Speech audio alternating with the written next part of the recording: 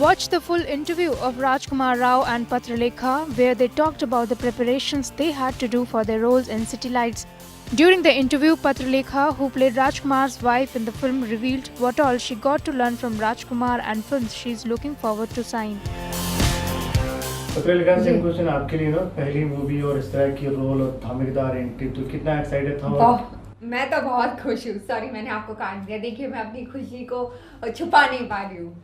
तो जब पहली इस तरह की लाइक अभी तो बार ऑलमोस्ट बंद हो चुका है, तो बाहर घर का रोल प्ले करना कितना डिफिकल्ट होता था? डिफिकल्ट मतलब डिफिकल्ट तो नहीं था, पर बहुत ह्यूमिलिएटिंग था। एक लड़की होने के हिसाब से बहुत ज़्यादा ह्यूमिलिएटिंग था।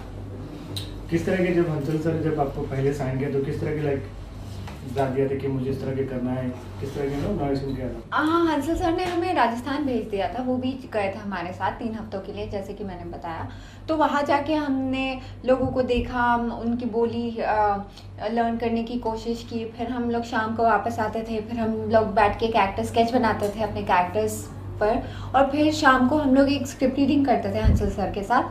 तो तब हंसल सर बताते थे वो कैसा देखते हैं, किस सीन को कैसे देखते हैं, किस कैरेक्टर को कैसे, उनकी जर्नी क्या है। तो ये सब हम लोगों ने काफ़ी डिस्कस किया था।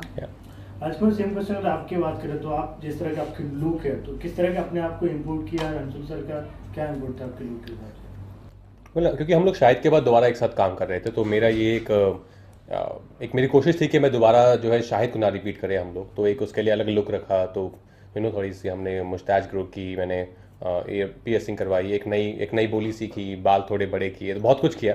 पर उससे ज़्यादा इंपॉर्टेंट था उसके जो इंटरनल एस्पेक्ट है कैरेक्टर की, क्योंकि एक बहुत ही इमोशनल फिल्म है। तो इमोशनल जर्नी कैरेक्टर की समझना बहुत ज़रूरी है, जिसके लिए जैसे पत्रलेखा ने बताया कि हम लोग बैठ के तीनों काफ़ी काम करते थे कैरेक्टर्स पे, कि जो भी उनकी रीजनिंग है, बैकग्राउंड है, उस पर काम करते थे। और ऑफ कोर्स हंसल सर तो थे ही अपनी गाइडेंस, जो हमें अपने गाइडेंस देते थे। और सेट पे भी हमें कभी उन्होंने प्रेशराइज नहीं करते थे कि उनको ऐसा ही चाहिए। काफ़ी फ्री थे हम एज एन एक्टर, जिससे कि हमारी एक्चुअली जिम्मेदारी ज़्यादा बढ़ जाती है। तो it's always great working with Hansal sir. जिम्मेदारी से याद है जब आपकी मूवी हाइप ने जब नेशनल लेवल जीता तो लोगों की एक्सपेक्टेशन काफ़ी बढ़ जाती है। तो एज एन एक्टर कितना लाइक बोझ होता है और कितना लोगों के एक्सपेक्टेशन में खड़ी होती है? पता नहीं, मुझे तो ऐसा कुछ बोझ महसूस नहीं होता है। आई थिंक लोगों को बहुत खुशी है कि हमें नेशनल अवार्ड मिला है। और मेरी तो रिस्पॉन्सिबिलिटी नेशनल अवार्ड मिलने से पहले भी थी, अपने लिए भी थी, कि मैं ऑनेस्टी से अपना काम करूं, जो भी करूं। तो वो अभी भी है, अभी भी बरकरार रहेगी। पर यह है कि लोग मुझे मिलते हैं तो कहते हैं कि अभी तो नेशनल अवार्ड मिल गया है, तो सिटी लाइट्स हम देखेंगे ज़रूर। तो उससे एक थोड़ा सा ये होता है कि शायद लोगों की उम्मीदें ज़्यादा बढ़ गई हैं। But I am glad, I am happy कि लोगों को सिटी लाइट्स पसंद आई। कहते हैं कि कोई मूवी जब हिट होता है तो घर वाले सबसे ज़्यादा अप्रिशिएट करते हैं। जी। तो आपकी पहली मूवी घर वाला की तरफ से किस तरह के अप्रिशिएशन है, और राजकुमार सर आपके लिए, दोनों के लिए? मेरे पेरेंट्स तो बहुत खुश है, मेरी फैमिली बहुत खुश है। वो खुशी से फूले नहीं समा रहे हैं। और बस अब उनको यही लगता है कि मैं अच्छा काम करती जाऊँ, अच्छी फिल्में मुझे मिले, जैसे कि हर फैमिली को ही लगता होगा। ये तो फैमिली है, आप मतलब कुछ भी करो उनको तो बहुत ही अच्छा लगता है। उनको तो जब मैंने पहली बार ज़िंदगी में एक छोटा सा कोई रोल किया होगा किसी ऐड में, तो वो तो उसमें भी इतने खुश हो जाते थे कि अरे तुम्हारी ऐड देखी।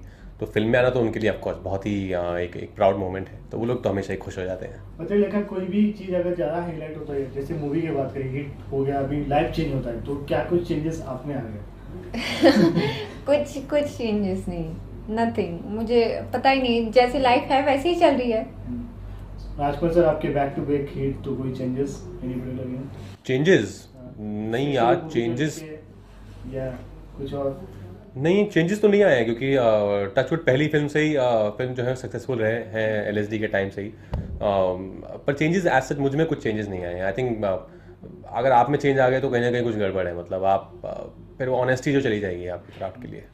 अभी फुटबॉल मैच आने वाला है, तो फीफा बॉलीवुड के लोग बहुत फुटबॉल की दीवाने थे। कौन सी टीम को सपोर्ट करता है और कोई आपके फेवरेट प्लेयर आप दोनों? यार मैं ज़्यादा फुटबॉल देखता नहीं हूँ एक्चुअली, ऑनेस्टली। तो आई डोंट नो मैं कितना इसमें जान पाऊंगा। बट मैं लास्ट ईयर थोड़े बहुत मैचेस देखे थे, तो आई थिंक अर्जेंटीना और Brazil and I think I my personal favourites. आप जहाँ से बिलोंग करते हैं वहाँ के लोग बहुत फुटबॉल खेलते हैं जी, पागल है। कोई फेवरेट प्लेयर और इसको आप सपोर्ट करेंगे कोई टीम को? नहीं, ब्राज़ील है, स्पेन है, ये सारे बहुत अच्छे खिलाड़ी है ना। तो मतलब जब वर्ल्ड कप में जाते हैं, it's not that they are not good, but it is a lot of things that depends and may the best team win. Okay, lastly हम अगर हम मूवी की बात करें, आजकल रीजनल जो सिनेमा काफी बहुत चल रहा है, तो क्या आपके कोई फ्यूचर में से प्लान है रीजनल सिनेमा? जी बिल्कुल, मैं करना चाहती हूँ। मैं तमिल करना चाहती हूँ, तेलुगु करना चाहती हूँ, बंगाली फिल्म्स करना चाहती हूँ, मैं सब रीजनल फिल्म्स करना चाहती हूँ। सिटी लाइट के बाद हिट तो हो गया, बट नेक्स्ट? जी मैं देख रही हूँ, अभी तक मैंने कुछ साइन नहीं किया है, पर देखते हैं जल्द। सर आपके लिए? अभी डॉली की डोली है वो ऑलमोस्ट ख़त्म हो गई है, तो वो आई थिंक नवंबर में रिलीज़ हो करने का प्लान कर रहे हैं हम लोग। फिर है रेवोल्यूशन 2020 है राजकुमार गुप्ता जी के साथ।